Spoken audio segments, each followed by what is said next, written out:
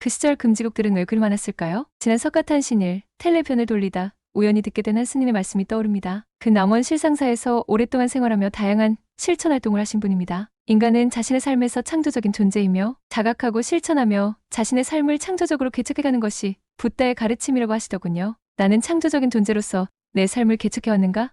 살짝 자신이 없어집니다. 개인적 노력도 있어야겠지만 사회 구성원을 창조적인 존재로 양성해내는데 제도교육이 담당해야 할 몫이 분명히 있을 것입니다. 그런데 제가 경험한 현실 교육은 그렇지 않았던 것 같습니다. 생각해보면 그때도 지금도 국민학교 5학년 때 1977년은 최악이었습니다. 교과서에도 없는 나의 조국과 같은 사박자 노래를 반복적으로 배웠습니다. 음악 시간이 아닌데도 말입니다. 다른 반의 사정이 어떠했는지는 알 수 없습니다. 담임교사는 가사를 외웠는지 아닌지를 검사하기 위해 교실 앞으로 불러내 노래를 부르기도 했습니다. 나는 민족중흥의 역사적 사명을 띠고 이 땅에 태어나로 시작되는 두 쪽에 달하는 국민교육 헌장을 외워 담임에게 검사를 맡아야 했던 것이 이때였든가 아니었든가. 당시 담임교사는 사투리 사용에 촌스럽다며 아이들에게 면박을 주고 자신의 지시에 불만의 표정을 지었다는 이유로 벌을 세우게 하는 교실 안의 폭군이었습니다. 음악체계도 없고 동요도 아니며 심지어 재미도 없는 노래를 쓰듯도 없이 왜 배워야 했는지 알 수가 없었습니다. 그는 왜 수업 시간에 교과와 무관한 노래를 가르쳤을까요? 교과학습은 등한시하면서 말입니다. 당시가 한국적 민주주의라는 이름으로 강력한 국가주의가 작동하던 시대였고 그는 국가주의적 통치 이념을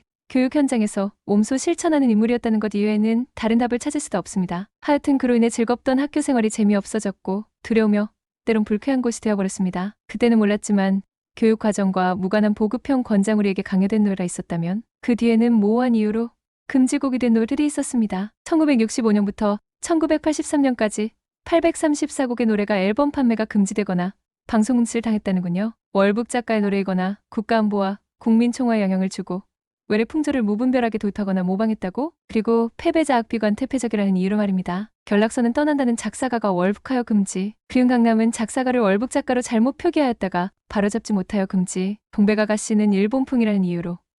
미인은 한 번 보고 두 번 보고 자꾸만 보고 싶네라는 가사가 성적 상상력을 일으킨다는 이유로 금지. 그건 너는 사랑에 대한 허무함을 표현하였다고? 거짓말이 하는 불신감을 조장한다는 이유 금지. 영시의 이별은 통행금지가 있던 시절. 영시에 헤어지면 통행금지 위반이니 불건전하다고 금지. 전역한 직업 군인의 나라 사랑하는 마음을 담은 늙은 군인의 노래는 현역 군인의 사기를 떨어뜨린다고 금지. 심지어 앨범의 사진 속 가수가 장발이라는 이유에서 금지.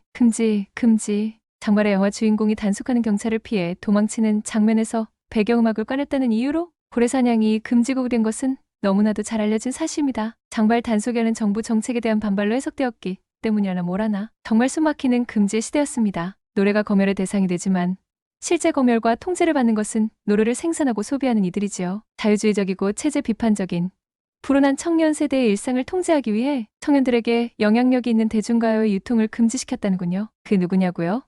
노래를 심의하고 금지시킨 이들이지요. 글의 눈에 청년들의 장발과 미니스커트가 곱게 보였을 리 없습니다. 검열과 통제 속에서 창조성을 키워간다는 것은 결코 쉽지 않은 일입니다. 지금도 때론 흔들리고 종종 위축되는 것을 보면 창조적인 존재로 성장하는 중요한 시기에 제게 심각한 방해가 있었던 것이 분명합니다. 원영미 울산대학교 역사문화학과 개건교수, 기억과 기록 회원이었습니다.